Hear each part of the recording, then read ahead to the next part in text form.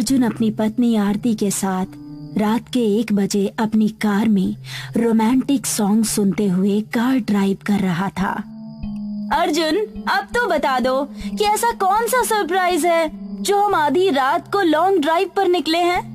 अरे डार्लिंग, मैंने कहा ना सरप्राइज है। बस 1 घंटा और पेशेंस रख लो। मुझे यकीन है वो सरप्राइज देखकर तुम खुशी से पागल हो जाओगी। नहीं अर्जुन प्लीज, मुझे अब भी जानना है कि हम कहाँ जा रहे हैं। अगर नहीं बताओगे तो मैं तुमसे नाराज हो जाऊंगी और अब मैं और पेशेंस नहीं रख सकती बस। ओफो आरती, तुम हर बार मेरे सरप्राइज सस्पेंस का मजा किरकिरा कर देती हो। अब मुंह मत फुलाओ। सुनो, मैंने होटल शालीमार के पास एक फार्म हाउस खरीदा। अपनी पहली मैरिज एनिवर्सरी पर हम वहीं पार्टी करेंगे। क्या तुमने होटल शालीमार के पास फार्म हाउस खरीदा है? क्या तुम नहीं जानते कि होटल शालीमार और वहाँ का एरिया हॉन्टेड प्लेस है? उसके आसपास भी अजीबोगरीब घटनाएं होती रहती है। अरे होटल शालीमार किसी जमाने में ना जाना माना होटल था, मगर अब वो वीरान पड़ा है। ये सिर्फ अफवाहें हैं आरती, ताकि वहाँ के आसपास की कोई प्रॉपर्टी लोग ना खरीदें। मैं इन बातों को नहीं मानता। अर्जुन अपनी पत्नी आरती को नया फार्म हाउस दिखाने ले जा रहा था। फार्म हाउस होटल शालीमार के 5 किलोमीटर आगे बना हुआ था। अचानक अर्जुन ने होटल शालीमार के ठीक सामने बड़ी तेजी से कार की ब्रेक्स लगा दी। अर्जुन, क्या हुआ? इस मनहूस होटल के सामने अचानक कार क्यों रोक दी? लगता है आगे कोई एक्सीडेंट हुआ है आरती। उस कार को देखो, वो हूबहू हमारी कार जैसी दिख रही है। कलर भी वही है। ओह माय गॉड, पता नहीं कौन बेचारा होगा। चलो देखते हैं, शायद उसको हमारी जरूरत हो। आरती के साथ तेजी से उस कार के नजदीक जा पहुंचा, पर कार के अंदर का नजारा देखते ही उन दोनों के पैरों तले जमीन खिसक गई। ओह माय गॉड, ऐसा कैसे हो सकता है? ये आदमी और औरत तो हूबहू हम दोनों जैसे दिख रहे हैं। यहाँ तक कि इनके कपड़े और कार भी बिल्कुल हमारी कार जैसी है। क्या हम कोई सपना तो नहीं देख रहे? अर्जुन और आरती को अपनी आंखों पर भरोसा नहीं हो रहा था। ऐसा लग रहा था जैसे मानो वो अपना ही अक्स देख रहे हो। हे भगवान, मैंने बोला था ना कि ये होटल शालीमार हॉन्टेड एरिया में आता है। ये क्या चक्कर है? मेरी तो कुछ समझ में नहीं आ रहा है। और एक साथ 2 लोग सपना कैसे देख सकते हैं? मुझे बहुत घबराहट हो रही है। अर्जुन चलो, यहाँ से जल्दी चलो। अर्जुन और आरती जैसे ही अपनी कार की तरफ मुड़े, उन्हें पीछे से उन्हीं के हंसने की आवाजें सुनाई दी। दोनों ने घबराकर पीछे मुड़कर देखा। ओह गॉड, इतनी जख्मी हालत में ये दोनों हंस कैसे रहे हैं? और इनकी हंसी भी हमारी तरह ही है। अर्जुन जल्दी करो, भागो यहाँ से। मुझे तो यहाँ भूत प्रेत का साया लगता है। आरती और अर्जुन के हमशक्ल का शरीर खून से लथपथ होते हुए भी लगातार हंस रहे थे, और देखते ही देखते उनके हमशक्ल ने भागते हुए अर्जुन और आरती की गर्दन को अपने हाथ लंबे करके दबोच लिया और उन दोनों की गर्दन उखाड़ दी। अर्जुन और आरती की चीख शालीमार एरिया में गूंज गई। अर्जुन और आरती के पीछे ही एक बाइक पर रोहन और रवि भी थे। अर्जुन और आरती की चीख रोहन को सुनाई दी। यार रवि, गाड़ी साइड में तो लगा। मुझे ऐसा लगा जैसे कोई चीखा हो। अबे नहीं यार, तुझे वहम हुआ होगा। रोहन और रवि ने गाड़ी साइड में लगाई ही थी कि तभी रवि की नजर कुछ दूर एक स्थान पर पड़ी। अरे यार, वो क्या सामने? ये तो कोई होटल है भाई। हाँ यार, ये तो होटल है। कमाल है, मैंने तो सुना था कि यहाँ सालों पहले कोई होटल हुआ करता था। मगर जैसे ही वो उस होटल के अंदर पहुँचे, लाइट चली गई और अंधेरा हो गया। अब सामने कोई होटल है तो चलो पहले थोड़ी पेट पूजा कर लेते हैं, फिर आगे बढ़ेंगे। अरे भाई, इस होटल में कोई है क्या? कुछ खाने को मिलेगा? हाँ भाई साहब, लाइट चली गई है, खाना मिल जाएगा। क्या खाओगे? अरे भाई, नॉनवेज में जो स्पेशल हो ना, वो ले आओ। आप लोग बैठो, मैं भिजवाता हूँ। कुछ ही देर में वेटर खाने की 2 प्लेटें रोहन और रवि के सामने रखकर चला गया। वो लोग जल्दी जल्दी खाना खाने लगे। अरे यार, नॉनवेज तो बहुत मजेदार लगा, पर तुमने ध्यान दिया जो वेटर खाना देने आया था उसका हुलिया कुछ तेरे जैसा दिख रहा था। अबे हाँ यार, मैं भी यही सोच रहा था। और उस होटल के मालिक की आवाज तेरे जैसी लग रही थी। चल उन दोनों को करीब से देखते हैं। जैसे ही रवि और रोहन ने होटल के मालिक और उसके नौकर को मोबाइल की रोशनी से करीब आते हुए देखा तो उनके रोंगटे खड़े हो गए और उन दोनों के मुंह से चीख निकल गई। उफ, नहीं, अबे ये दोनों तो कितने भयानक है और ऐसी हालत में भी हंस रहे हैं। नॉनवेज खाने में तुम्हें हमारी आंखों का स्वाद कैसा लगा? और हमारी कटी हुई उंगलियां स्वादिष्ट थी या नहीं? दरअसल दोनों एक खंडहर में खड़े थे। रोहन और रवि खंडहर हो चुके होटल शालीमार के अंदर थे और एक दूसरे की आंखें और उंगलियां निकालकर खा चुके थे। अचानक रवि और रोहन के हमशक्ल ने उन दोनों को दबोच लिया और उन दोनों की गर्दन उखाड़कर फेंक दी। दूसरे दिन उन चारों की लाशें वहां की पुलिस को मिली। शहर के आईजी शिंदे इंस्पेक्टर वर्मा को डांट रहे थे। अरे व्हाट नॉनसेंस इंस्पेक्टर वर्मा, ये चल क्या रहा है? एक ही रात में 4 लोगों की बेरहमी से हत्या। सर, मेरी भी समझ में कुछ नहीं आ रहा। मैं कुछ नहीं जानता इंस्पेक्टर वर्मा, मुझे इन दोनों हादसों की पूरी डिटेल चाहिए। आखिर इनकी मौत के पीछे क्या कारण है? सर, मैंने यहाँ के आसपास के लोगों से भी जानकारी ली है। मुझे पता चला है कि जिस खंडहर पर इन लोगों की लाश मिली है वो खंडहर किसी जमाने में होटल शालीमार के नाम से जाना जाता था और वो हॉन्टेड है सर। हॉन्टेड है? मतलब? अरे सर, पास के गांव वालों ने बताया है कि उस जगह पर अक्सर पैरानॉर्मल एक्टिविटी होती रहती है और पहले भी इस तरह की घटनाएं वहां पर घटी है सर। क्या बकवास है इंस्पेक्टर वर्मा, लोगों ने कहा और तुमने मान लिया। आज रात तुम उस खंडहर में जाओगे और मैं भी वहां पहुंचता हूं, समझे? उसी रात इंस्पेक्टर वर्मा अपनी पुलिस जीप में उस खंडहर के करीब पहुंचा ही था कि उसने देखा कि वहां एक पुलिस जीप पहले से ही खड़ी हुई थी। जैसे ही इंस्पेक्टर वर्मा जीप में बैठे शख्स के करीब पहुंचा तो वो बौखला गया क्योंकि जीप में आईजी शिंदे नहीं, खुद इंस्पेक्टर वर्मा बैठा हुआ था। ओए, कौन हो तुम? मेरा भेष बदलकर पुलिस जीप में यहाँ क्या कर रहे हो? आईजी शिंदे कहाँ है? इससे पहले दूसरा इंस्पेक्टर वर्मा कुछ जवाब देता, एक और पुलिस जीप आकर वहां रुक गई। पर ये क्या? वो दोनों पुलिस वाले आईजी शिंदे की शक्ल के थे। ये सब हो क्या रहा है? मेरी शक्ल का दूसरा आदमी और दो आईजी शिंदे। अगले ही पल दोनों आईजी शिंदे और इंस्पेक्टर वर्मा की शक्ल वाले चारों पुलिस वालों ने एक दूसरे पर रिवॉल्वर तान दी और होटल शालीमार एरिया गोलियों की आवाज से गूंज उठा। होटल शालीमार एरिया पर लगातार हो रही असमय मौतों का सिलसिला थमने का नाम नहीं ले रहा है। आज सुबह आईजी शिंदे और इंस्पेक्टर वर्मा की डेड बॉडी मिली है। ऐसा लगता है कि उन दोनों ने एक दूसरे को अपनी सर्विस रिवॉल्वर से शूट किया है। इस दुनिया में सब कुछ समान है, वातानुकूलित है। हमारे मन में कई सवाल हैं। भूत प्रेत तथा पिशाचों के बारे में वेदों में कई प्रकार पिशाच तथा भूतों की बातें की गई हैं। इंसान जब जीवन समाप्त कर मृत्यु को अपना लेता है तो माना जाता है कि वो परलोक में चला गया, और अगर मन में कोई अधूरी इच्छा लिए मरा तो वो प्रेत योनि में शामिल हो जाता है। और इनमें से कई सारे कभी कभी इंसानों की आत्मा, शरीर तो कभी खून के भूखे होते हैं। जो पिशाच खूनी यानी रक्त का पान करते हैं वो रक्त पिशाच कहलाते हैं। और भी कई तरह के पिशाच होते हैं। कोई भी उनके सामने आए और उनका शिकार बनने से बच जाए तो वो उनकी किस्मत। ये घटना 26 साल की रीमा के साथ घटी थी। रीमा पढ़ाई के चलते 4 साल अपने घर और परिवार से दूर रही, पर अब उसकी ग्रेजुएशन पूरी हो गई थी और वो अपने घर शिमला जा रही थी। कई साल तक परिवार से दूर, माँ बाप से दूर, वो अकेले में उन्हें बहुत याद किया करती थी। पर अब दूरी खत्म होने वाली थी क्योंकि वो अपने शहर लौट रही थी।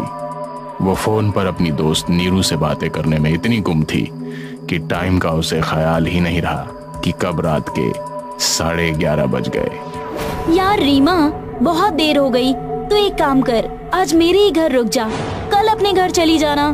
अरे नहीं यार नीरू, मुझे किस बात का डर, बिंदास पहुँच कर तुझे फोन करूँगी और माँ बाबा को सरप्राइज भी देना है। कितने दिन हो गए घर की खीर पूरी खाए। तू एक काम करना, मेरे घर पे फोन कर दे कि आज मैं तेरे यहाँ रुकूंगी और घर जाने के बाद माँ बाबा का मुंह देखने लायक होगा। पर यार ये सही रहेगा। अगर समझ ले तू आज यहाँ रुक जाती है तो कल सरप्राइज दे सकती है ना आंटी अंकल को। यार तू भी बड़ी फट्टू है। रात में बस में अगर कोई खूबसूरत हीरो मिल गया तो रोमांटिक फिल्म की तरह हो जाएगा ना। हीरो? प्रार्थना कर भूत पिशाच ना मिले। मैंने सुना है कि चौकी गेट बस स्टॉप अच्छा नहीं है। आए दिन वहाँ से लोग गायब होते हैं। देख नीरू, तू मुझे कहीं डराने की कोशिश तो नहीं कर रही है? मैं बहुत बहादुर हूँ, पता है ना? हाँ, छिपकली देखी नहीं कि उछल पड़ती है और तू बहादुर। मैं कहती हूँ कि बस से ही क्यों जा रही है, ट्रेन से चली जाना। तेरी सेफ्टी भी तो रहेगी और मुझे चिंता भी नहीं करनी पड़ेगी। अरे बाबा, तो फिर चिंता क्यों कर रही है? मैंने कहा ना कि मैं चली जाऊंगी और कोई बात नहीं है, मैं तुझे कॉल करूंगी ना। ओके, पर हर 5 मिनट में तू मुझे कॉल करेगी, ओके? चल ठीक है मेरी माँ, मैं फोन करूंगी या मैसेज करूंगी, ओके? अच्छा, तू मैसेज करने के लिए तैयार है, पर अगर 5 मिनट बाद तेरा मैसेज मेरे पास नहीं आया ना तो मैं सब कुछ तेरे माँ बाबा को बता दूंगी। डील? चल ओके, डील। रात के 12 बजे रीमा बस स्टॉप पर खड़ी थी और बस का इंतजार कर रही थी। नीरू भी आना चाहती थी पर उसे जरूरी काम से जाना पड़ा। रीमा ख्यालों में से निकली ही थी कि तभी एक बस ठंड की धुंध को चीरती हुई, रात के सन्नाटे को तोड़ती हुई वहां आकर रुकी। देखने में वो बस बहुत डरावनी लग रही थी और काले शैतान के मुंह की तरह उसका दरवाजा खुला। मैडम कहाँ जाना है? भाई साहब, शिमला जाना था। ये बस जाएगी क्या? मुझे बस का टाइम टेबल नहीं पता है। ये आखिरी बस है मैडम, इसके बाद कोई बस नहीं है। इस बात को सुनने के बाद रीमा उस बस में चढ़ जाती है, पर वो बस पूरे अंधेरे से भरी हुई थी और सारे यात्री अपनी जगह पर बैठे हुए थे, पर किसी का भी मुंह दिखाई नहीं दे रहा था। रीमा को ये सब थोड़ा अजीब तो लगा, पर उसने ये सोचकर ज्यादा नहीं सोचा कि यार 9 घंटे का तो सफर है, क्या करना है बात करके। वो अपनी सीट पर जाके बैठने ही वाली होती है कि तभी कंडक्टर बोला, तुम्हारी सीट पीछे है, टिकट कटवाओ पहले, बदतमीज लड़की। अरे भाई साहब, ये क्या तरीका है आपके बात करने का? पैसेंजर से क्या ऐसे बात करते हैं आप? मैं आपकी शिकायत कर दूंगी। कंडक्टर कुछ ना बोलकर रीमा की तरफ टिकट बढ़ा देता है। रीमा टिकट लेने जाती है तो उसके होश उड़ जाते हैं। एक कंकाल कंडक्टर की पोशाक पहने खड़ा था और उसका जबड़ा आधा टूटा था, उसमें से दांत लटक रहे थे। वो दृश्य बड़ा ही भयंकर था रीमा के लिए। एक जोर की चीख छोड़कर रीमा वहां गिर गई। वो बेहोश होने वाली थी कि तभी बहुत से लोगों की हंसी उसे अपने कानों में सुनाई दी और वो सारे यात्री अब अपनी जगह से उठकर खड़े हो गए और वो सारे एक साथ रीमा को देखने लगे। उनके चेहरे को देखकर रीमा अंदर तक कांप कर रह गई। उनके चेहरों से ही पता लगता था कि वो सारे के सारे लोग मुर्दे थे। उन सब के चेहरे सड़े गले बहुत घिनौने लग रहे थे। बस का कंडक्टर धीरे धीरे रीमा की ओर बढ़ने लगा, लेकिन रीमा ने हिम्मत दिखाई और उस कंडक्टर को एक लात मार वहां से उठ खड़ी हुई। वो ड्राइवर की सीट पर पहुंची। उसे उम्मीद थी कि शायद ड्राइवर इंसान हो, मगर वो ड्राइवर की सीट तक पहुंचकर बोली, ड्राइवर प्लीज बस रोकिए। देखिए इस बस में कैसे कैसे भयानक शक्ल वाले लोग हैं, ये इंसान नहीं है, प्लीज बस रोक दीजिए। लेकिन ड्राइवर ने बस को चलाना जारी रखा। रीमा ने चीख कर कहा, बस रोकिए ड्राइवर, प्लीज मुझे उतरना है। तभी ड्राइवर ने अपना चेहरा रीमा की ओर कर लिया। रीमा फिर से चीखने लगी। उसने देखा कि ड्राइवर की आंख ही नहीं थी और उसके सर से खून बह रहा था। उसका भेजा दिखाई दे रहा था। ड्राइवर ने शैतानी हंसी हंसते हुए कहा, ये तुम्हारी जिंदगी की आखिरी बस है। अब तुम इन पैसेंजर्स में शामिल होने वाली हो। हमारी बस में तुम्हारा स्वागत है। ड्राइवर ने इतना कहा ही था कि तभी एक आदमी के मुर्दे ने रीमा को बुरी तरह जकड़ लिया। उसके हाथ में अपने दांत गड़ा दिए। एक भयानक आवाज के साथ उसके हाथ से मांस का टुकड़ा निकल कर गिर गया। और रीमा दर्द से कर्रा उठी। रीमा दर्द के मारे बेहोश होने वाली हालत में जा चुकी थी कि उसकी नजर सारे यात्रियों पर पड़ी जो उसके मुंह के सामने अपनी सड़ी गली शक्ल लिए हुए खड़े थे। वो पिशाच अट्टहास कर रहे थे और उसकी तरफ बढ़ रहे थे कि वो उसे भी अपने में से एक बना लें कि तभी उसके पर्स में रखा मोबाइल बज उठा और सारे पिशाच उस तरफ देखने लगे कि तभी रीमा ने अपनी सारी हिम्मत जुटाई और बस से बाहर शीशे को तोड़ते हुए निकल आई। वो बस एक गहरी खाई की ओर बढ़ने लगी थी और तभी उसमें आग लग गई, पर वो बस रुकी नहीं बल्कि उस खाई में गिर गई। सैकड़ों चीखें और चिल्लाने की आवाज से सारी जगह मानो गमगमा उठी। करीब 10 मिनट बाद वहां मौत का सन्नाटा छा गया था, पर रीमा के पास फोन नहीं था क्योंकि उसका पर्स गाड़ी में छूट गया था। रीमा अपना होश खोकर गिरने लगी कि तभी उसे गाड़ी के आने की आवाज सुनाई दी। बेहोश होने से पहले उसने देखा कि नीरू उसकी तरफ दौड़ी आ रही है। अगली सुबह तुझे बोला था ना बेटा, इसे अकेला मत भेज। तुम आजकल की लड़कियां बात मानो तब ना। पर आंटी, इसी ने जिद की थी, मैं क्या करती।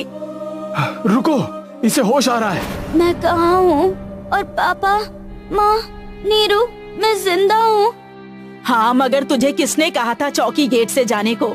मना किया था ना। अगर ये लड़की न होती तो तू भी आज नहीं होती। नीरू, तू मेरी दोस्त ही नहीं, बहन से भी बढ़कर है। तू वहाँ पहुँची कैसे? और वो बस? मैं वहाँ से गुजर रही थी, तभी चिल्लाने की आवाज आई तो मैं भागी भागी चली आई और तुझे वहाँ बेहोश पाया। लेकिन वो बस क्या है और कैसे ऐसी बनी? रीमा, तुम जिस बस की बात कर रही हो वो मौत का चलता फिरता सामान है, जहाँ ड्राइवर से लेकर सभी मुर्दा हैं।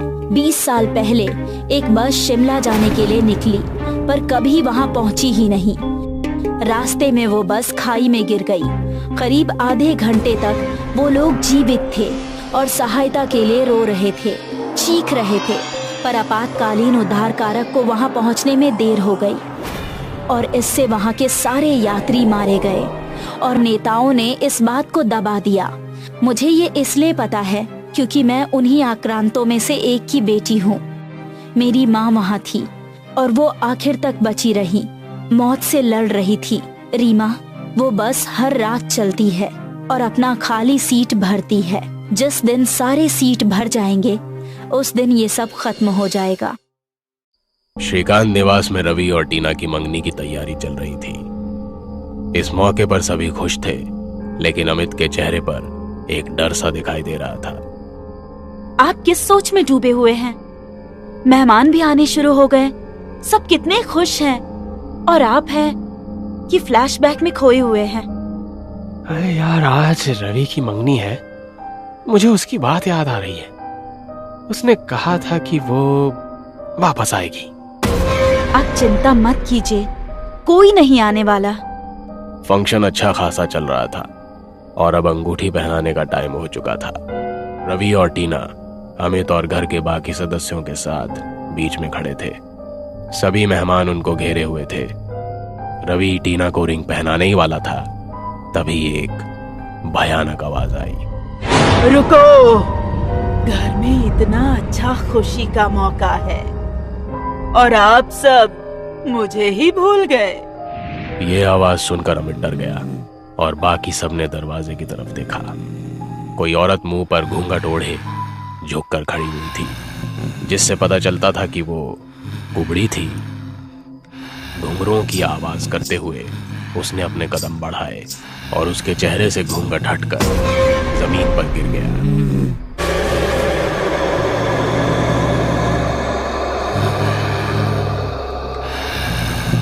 अब आएगा फंक्शन का असली मजा, कहकर उसने एक मेहमान की गर्दन पकड़कर तोड़ दी। सब डरकर इधर उधर भागने लगे।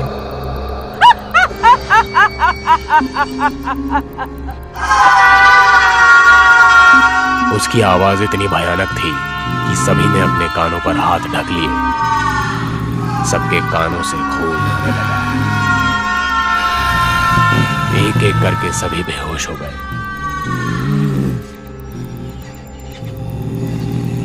उसने जमीन पर बेहोश पड़े लोगों में से रवि और टीना का पैर पकड़ा और उनको घसीटते हुए बाहर दरवाजे की तरफ ले गई।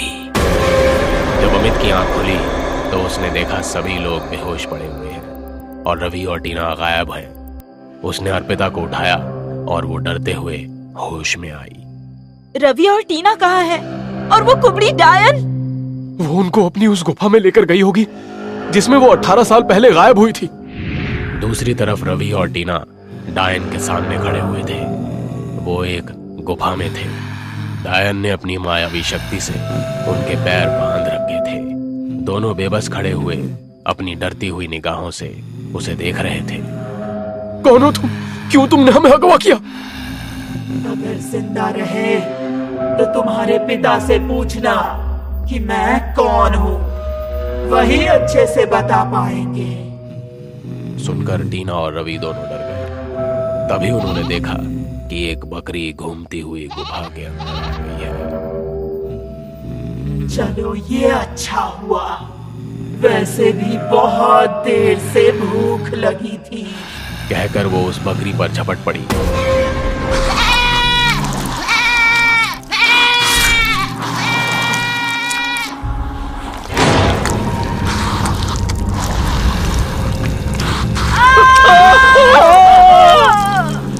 कुछ देर बाद अमित अपने साथ अर्पिता और एक तांत्रिक को लेकर वहां पहुंच गया। उनको देखकर टीना और रवि की थोड़ी हिम्मत बंधी। अरे ओ डायन, इस परिवार को छोड़कर चली जा, नहीं तो मुझे मजबूर होकर तुझे खत्म करना पड़ेगा। ये परिवार मेरा है, मैं इसको छोड़कर कहीं नहीं जाने वाली। ये सुनकर सभी डर गए और तांत्रिक गुस्से में आ गया। अगर ऐसा है तो ये ले। तू ये ठीक नहीं कर रहा है तांत्रिक।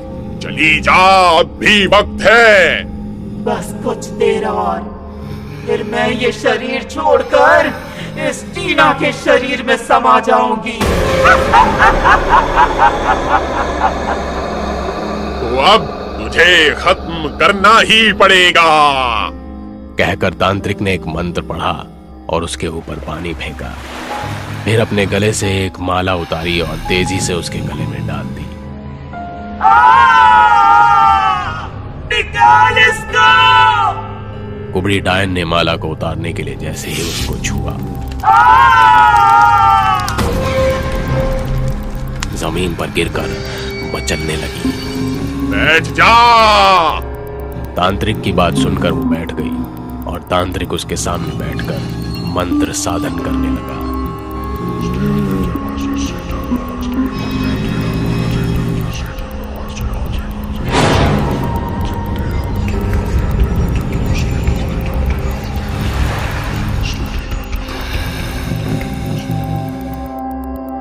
पापा, ये कुबड़ी डायन कौन है?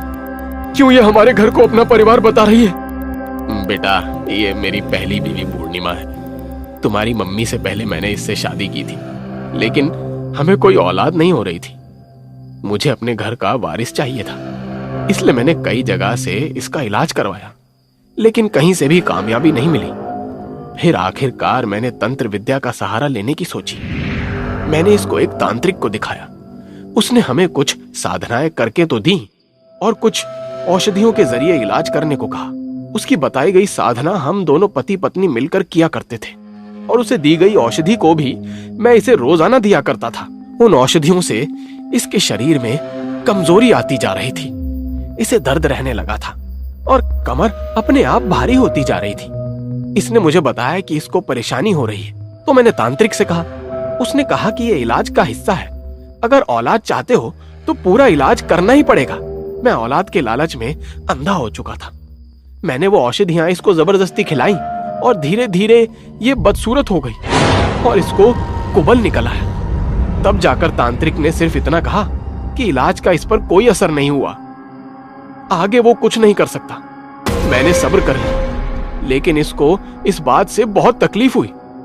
इसकी खूबसूरती खोने का गम इसको लग गया। इसने कहा कि ये एक दिन वापस आएगी और मुझसे बदला जरूर लेगी। उसके बाद ये रात के समय घर से भाग गई। कुछ लोगों ने इसको गुफा में जाते हुए देखा था, लेकिन जब मैं इसको ढूंढने यहां आया तो ये मुझे नहीं मिली। तब से आज इसको देखा है।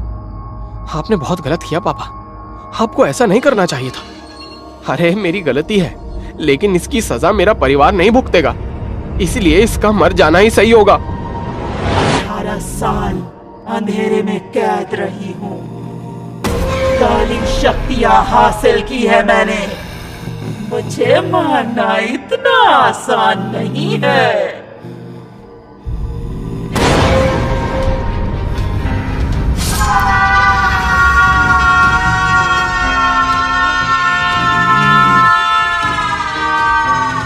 ये देख बाकी चारों भी चिल्लाए और बाहर की तरफ भागे, लेकिन कुबड़ी डायन ने टीना को पकड़ लिया। टीना ने जैसे ही चिल्लाने के लिए मुंह खोला, कुबड़ी डायन ने एक मंत्र पढ़ा। कुबड़ी डायन की आत्मा उसके शरीर से निकलकर मुंह से होती हुई टीना के शरीर में चली गई। कुबड़ी डायन का शरीर जमीन पर गिर गया। अब इस टीना का रोल खत्म। ये कहकर उसने एक और मंत्र पढ़ा और टीना की आत्मा निकलकर कुबड़ी डायन के शरीर में चली गई और वो उठ खड़ी हुई। टीना ने देर ना करते हुए चाकू उठाया और कुबड़ी डायन की गर्दन नहीं। रवि, तुमको घबराने की जरूरत नहीं है। माना कि आत्मा मेरी है, लेकिन शरीर तो तुम्हारी टीना का ही है ना। मैं कोशिश करूंगी कि तुम्हें उससे भी ज्यादा प्यार करूं। अब अमित के परिवार के पास उसको अपनाने के अलावा और कोई रास्ता भी नहीं था, इसलिए वो बेबस हो गए। अब मैं हमेशा आपके घर में आपकी बहू बनकर रहूंगी, और फिर से कुछ उल्टा सीधा किया तो कुबड़ी डायन फिर से वापस आएगी।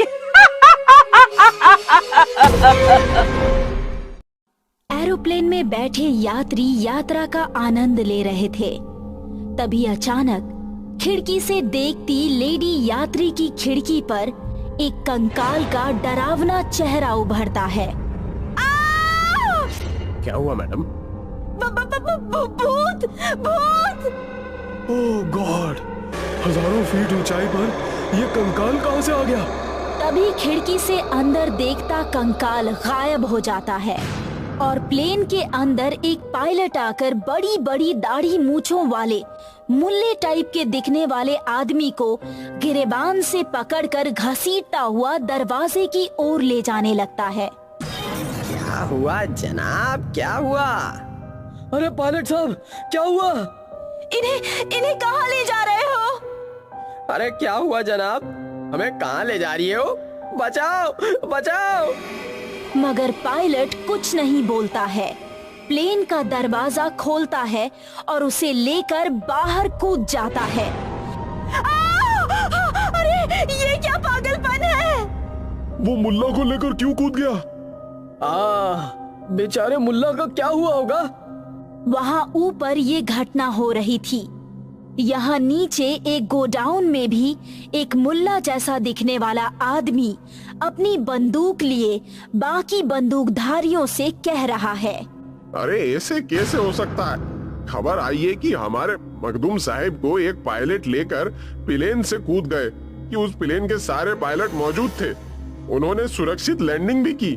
तो फिर वो कौन सा पायलट था? बॉस, खबर आई है कि मखदूम साहब को लेकर प्लेन से कूदने वाला वो पायलट सनराइज एयरवेज की वर्दी पहने था। क्या? Sunrise Airways? सनराइज एयरवेज को तो बंद हुए 20 साल हो गए, याद है? उनके सारे यात्री और पायलट को हमने ही जान से मार दिया था। वो कैसे हो सकता है? तभी अचानक उनके गोडाउन में वही वर्दी वाला पायलट किसी भूत की तरह एंट्री करता है। बॉस, ये तो वही पायलट है। पायलट अपना सिर उठाता है तो सभी की चीखें निकल जाती है। अरे इसका चेहरा तो पूरा कंकाल का बना है। तेरी तो। सभी बंदूकधारी उसके ऊपर गोली चलाते हैं। पायलट अपने हड्डियों वाले पंजे से गोली को रोक लेता है और गोली रिवर्स आकर उसी आदमी को लगती है। वो चीखता हुआ वहीं पर मर जाता है। सभी बाहर की तरफ भागते हैं। देखा बॉस, इसने सनराइज एयरवेज की वर्दी पहन रखी थी। लगता है हमें कोई सनराइज एयरवेज के नाम पर डरा रहा है। वो प्लेन आज भी हमारे जंगल के अड्डे पर खड़ा है। सारे पैसेंजर और पायलट की लाशें अभी भी उसमें वैसे ही कुर्सी पर बेल्ट के साथ बंधी पड़ी हैं। फिर भी बॉस, मुझे भी यही लगता है, कहीं कोई पायलट बच तो नहीं गया था। अगर ऐसी बात है तो चलो देखते हैं। सभी एक सुनसान जंगल में गंदे धूल पड़े प्लेन के पास पहुंचते हैं, जिस पर लिखा है सनराइज एयरवे। सभी प्लेन के अंदर जाते हैं। देखो प्लेन की हालत 20 साल में पूरा सड़ गया है।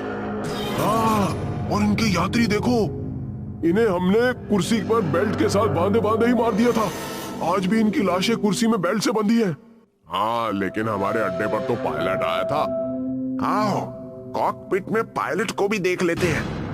ये देखो, पायलट अपनी सीट पर कंकाल बना बैठा है। उसके हाथ में प्लेन उड़ाने वाला हैंडल अभी भी है। हाँ, हमसे बचने के लिए ये प्लेन उड़ाने के चक्कर में था। हाँ, और उसी पोजीशन में हमने इसे मार दिया था। आओ। अरे ये प्लेन स्टार्ट कैसे हो गया? बॉस, कहीं वो पायलट तो नहीं आ गया? सभी भागते हुए वापस कॉकपिट में पहुंचते हैं। पायलट की कुर्सी पर बैठा हुआ पायलट का कंकाल प्लेन उड़ा रहा है। अरे ये कैसे हो सकता है? भागो भागो, प्लेन का दरवाजा खोलकर निकल जाओ। बॉस, प्लेन तो जमीन से ऊपर उठ गया। क्या? बॉस, अब क्या होगा? अरे घबराओ मत। जैसे इंसानों को मारकर कंकाल बनाया, इस कंकाल को भी मारकर मिट्टी बना देंगे। तभी प्लेन हवा में 2-3 गुलाटी खाता है। वो सब संभलने की कोशिश में यहाँ से वहाँ गिरते हैं, चीखते हैं। यहाँ नीचे एयर कंट्रोल रूम में बैठे स्टाफ अचानक आसमान में एक नए तरीके का प्लेन देखकर चौंक जाते हैं। ये कौन सा प्लेन है? अभी तो किसी प्लेन की लैंडिंग नहीं थी। स्क्रीन पर जूम करके देखते हैं। ओह गॉड, ऐसा कैसे पॉसिबल है? जो प्लेन 21 साल पहले उड़ा था और जिस सनराइज एयरवेज को बंद हुए 20 साल हो गए, उसका प्लेन 20 साल बाद कैसे वापस आ सकता है? Hello hello hello hello pilot, कोई हमें सुन रहा है? तब तक प्लेन वहाँ के एयरपोर्ट पर लैंड करता है और एक तरफ खड़ा हो जाता है। एयरपोर्ट के एंट्री पर अपने 20 साल के बेटे के साथ बैठी एक उदास लेडी अचानक खुश हो जाती है और चीख पड़ती है। आ गए, देख तेरे पापा आ गए। उन्होंने कहा था कि मैं वापस आऊंगा अपने होने वाले बेटे को देखने, और वो आ गए। वो लेडी और कंट्रोल रूम के स्टाफ प्लेन के अंदर पहुंचते हैं तो अंदर का नजारा देखकर सभी चौंक जाते हैं। ये सब क्या है? अरे तुम लोग कौन हो? हम ही वो आतंकवादी हैं जिन्होंने सनराइज प्लेन को हाईजैक किया था और सरकार से अपनी मांगे मनवाने के बाद भी इन सब को मार दिया था। हमें गिरफ्तार कर लो, वरना वो कंकाल पायलट हमें जिंदा नहीं छोड़ेगा। कंकाल पायलट? सभी भागते हुए कॉकपिट में पहुंचते हैं। अरे ये भी कंकाल बन चुका है। फिर प्लेन उड़ाकर कौन लाया? वो आ गए, वो आ गए, मेरे बंटी के पापा आ गए। अरे कहां से आएंगे तुम्हारे बंटी के पापा? मैं आ गया हूं सर। जब मैं सनराइज का ये प्लेन लेकर उड़ा रहा था, तब मेरा बेटा अपनी माँ के पेट में था। मैंने इससे वादा किया था, अपने बेटे को देखने मैं वापस आऊंगा, और मैं वापस आ गया। बस इन मुजरिमों को वापस ढूंढने में मुझे 20 साल लग गए। बेटे, तुम्हें एक नजर देखने के लिए मैंने तुम्हारी माँ से कहा था मैं वापस आऊंगा। अब तुम्हें देखने के बाद मैं तुमसे कह रहा हूं मैं वापस आऊंगा। क्यों चले गए वापस? क्यों चले गए? सच कहा है किसी ने, कई बार इंसान अपनी जान जाने के बाद भी अपना वादा निभाने और अपनों को देखने जरूर आता है।